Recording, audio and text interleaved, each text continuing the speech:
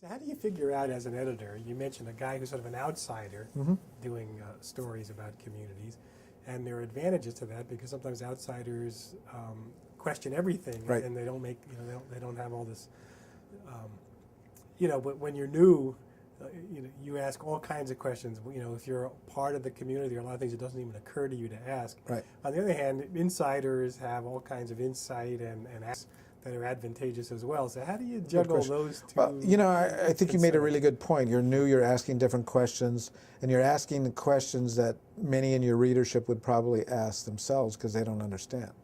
One of the things that I tell students now is to look within yourselves to try to understand stories that you may think they're not stories, but they're really unique, and you bring a perspective that can illuminate your world for others. And so when I was choosing Steve for that, I took a lot of crap internally because they said, okay, there's a very high profile position under you. I was managing editor when I did this, and it's going to be a very high profile position, and all the African American, Latino, and Asian American applicants were ticked off because, like one of them, I said, here's an opportunity, you do that. And I said, he brought a passion to it that I think will serve everyone well. I mean, when I talked to the others, they were very well versed in Latinos were versed in Latino perspective, African Americans were versed in African American perspective. I wanted this writer to look across the whole spectrum. And he brought something that I just, you make a decision. It's a judgment call. Turned out to be the right judgment call. I mean, Columbia put him in their Hall of Fame for diversity coverage. He won the AS&E Writing Award for diversity coverage. He's done a terrific job. He's still there, but he's covering that plus other things. But he's done a really good job of covering the community. He made inroads into the Muslim community. I think it's really important that you reach out into communities you don't know. The Muslim community, when I was managing editor and later editor, were very angry over the way they've been portrayed in the media, particularly after 9/11. And they actually had a contingent a couple of times came in to talk about their coverage and how they'd been portrayed in the Sacramento Bee. And some of it was really bad. I mean, I remember a political cartoon that was really bad that I was managing editor then, and I was at a conference in Orange County, and the editor called me up, and it was like 3 weeks after I became managing editor, said, you need to come back, we got a firestorm going.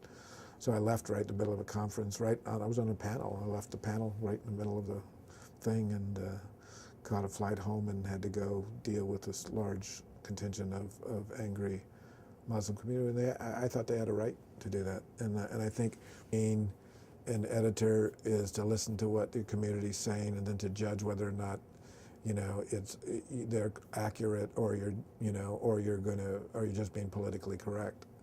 But the Muslim community afterwards, when I left to be, they actually threw me a huge going away party. So this instance you were talking about, Yeah. it was a cartoon, It was a cartoon. So what could you describe? I was trying to remember what the cartoon was about. I don't, but it was a cartoon, and I can't remember what it was about. I'm sorry. But we had a really big, but there was other ethical challenges. I mean, photographs have presented ethical challenges, and one, I remember another photograph that caused a huge uproar, rightfully so. And the captions over the photographs had misconveyed what a story, a picture that was kind of innocent. It was a Halloween picture, and we had this really cute picture of a young girl, a white girl, dressed up in her princess outfit with like angel wings, and then we had a powdering her face was a young black girl who was dressed in what appeared to be like a maid's outfit, right? And so it was an innocent picture. They had great, great chemistry in the picture. But the headline they put over it, the caption they put over it was something like getting in roles, or something like getting in the right roles. Right. Something like that. It was something like that. Getting in character. That's what it was. Getting in character. And they're trying to do a play on a character. And obviously the African American community went nuts, saying, what are you saying? The character of African Americans is to be a white, to have a white princess and to have a maid be that. So, you know, we had a series of issues like that, ethical issues, and you know, you learn from them all. I mean, I learned to end up reading, you know, somebody who was writing a innocent, and I believe it truly was innocent after talking to the guy that wrote it, a Latino, and he never thought of it. So I started reading things differently. I mean, as an editor, you even read headlines to make sure they don't have, you know, innuendo that you don't want people to write, or you end up on, you know, Letterman or Leno with funny headlines. So, you know, there's a lot of things. I mean, editor, you know, images are important, headlines are important, choice of words important. You know, intentions might be good, but, you know, people don't read into your intentions. They actually read into those words and you know, try to guess what your intentions were. And a lot of times when a community hasn't been covered adequately or fairly over a long period of time, the wrong connotations can be taken from those words or those pictures.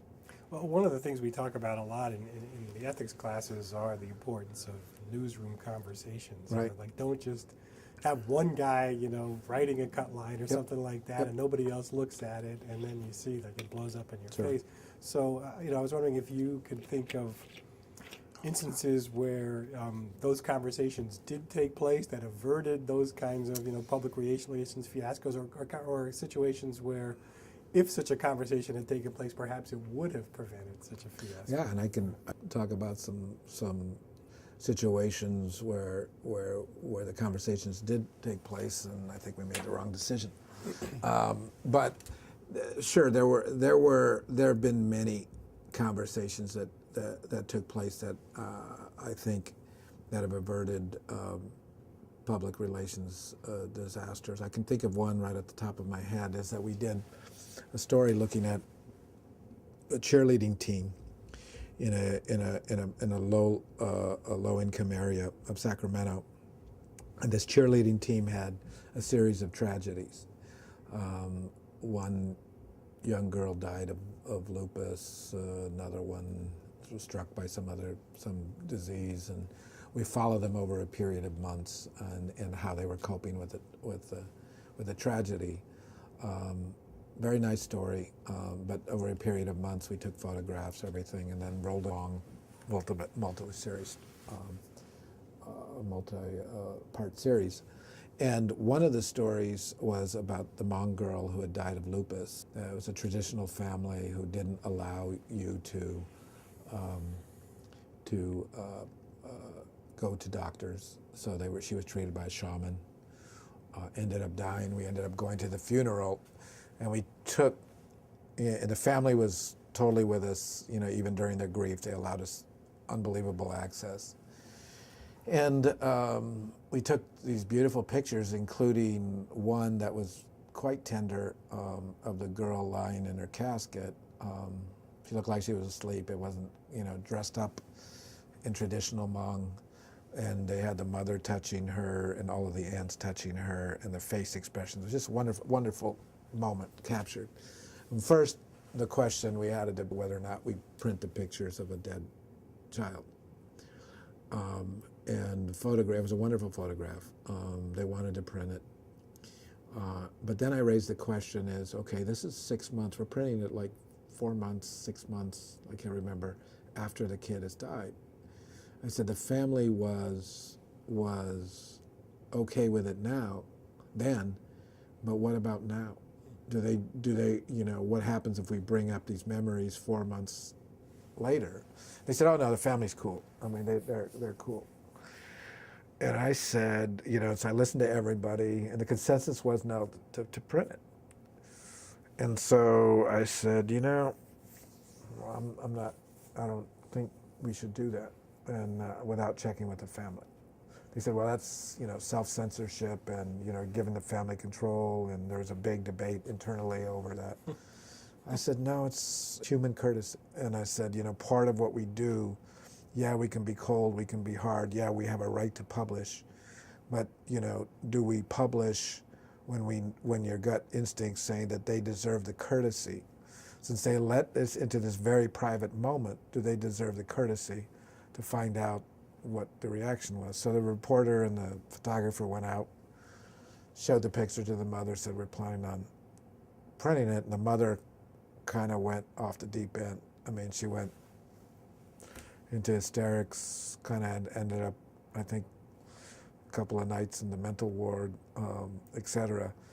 And, and so the reporter and the photographer, I didn't hear this very much as an editor, came back and said, you were right. Even though we had that conversation, but you were right. Because, and I think you do that in stories when you're with folks who aren't used to dealing with the media. I think you have a responsibility to take the extra step, the ethical responsibility to take the extra step and make sure that they understand the impact of what you're going to do. That, not only on them, but that picture or that story, that you're going to write about them is going to be transmitted to, 1 million people, and it may be picked up by other media, and it's going to live on the internet. Those images will live on forever.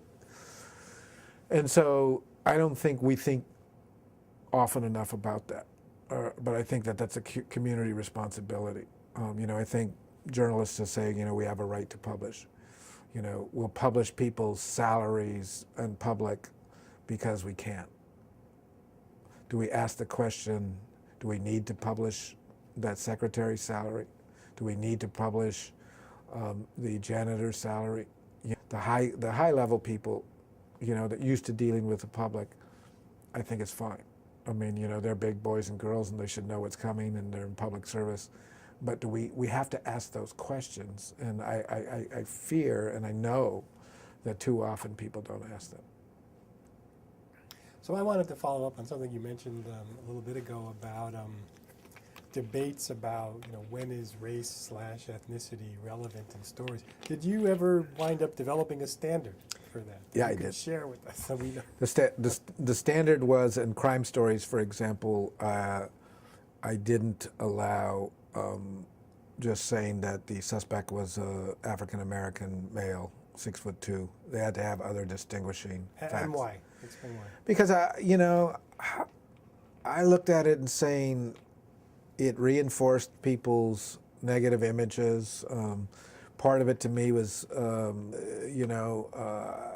I talked to some folks, they're already saying that they notice that people are walking across the street when they're walking down the street.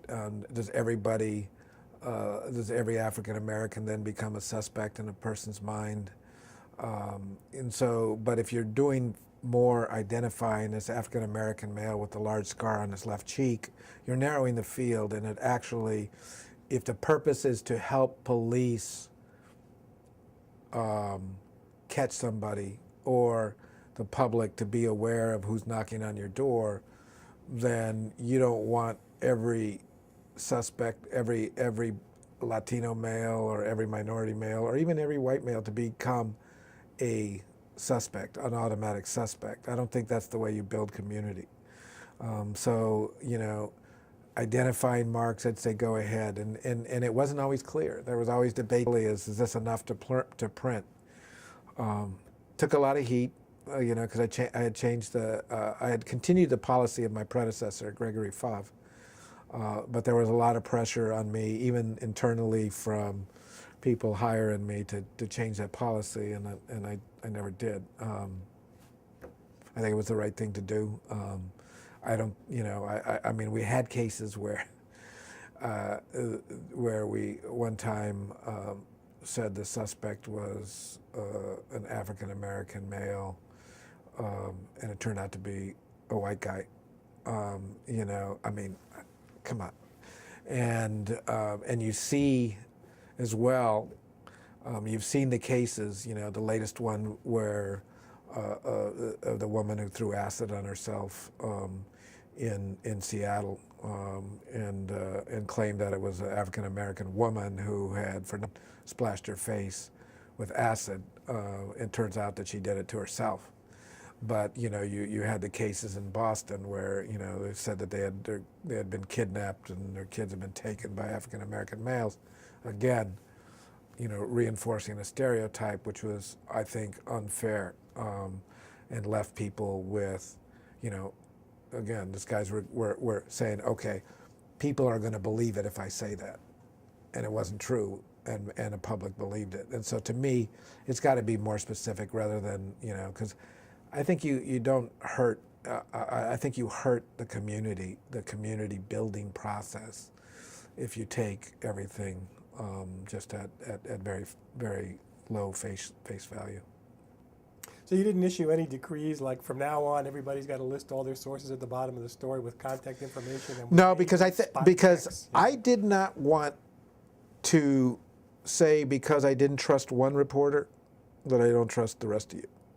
I think as a leader, if you do something like that, you're going to lose cred within your own department. They're going to say, everyone, just because Diana did it and they didn't catch her for 10 years doesn't mean I did it. How dare you accuse me?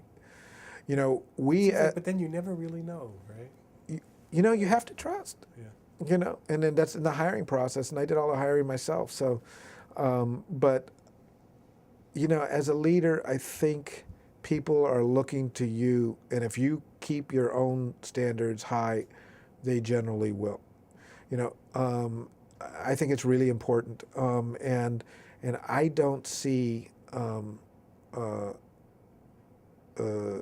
people putting as much emphasis now with this internet age on being accurate and thorough.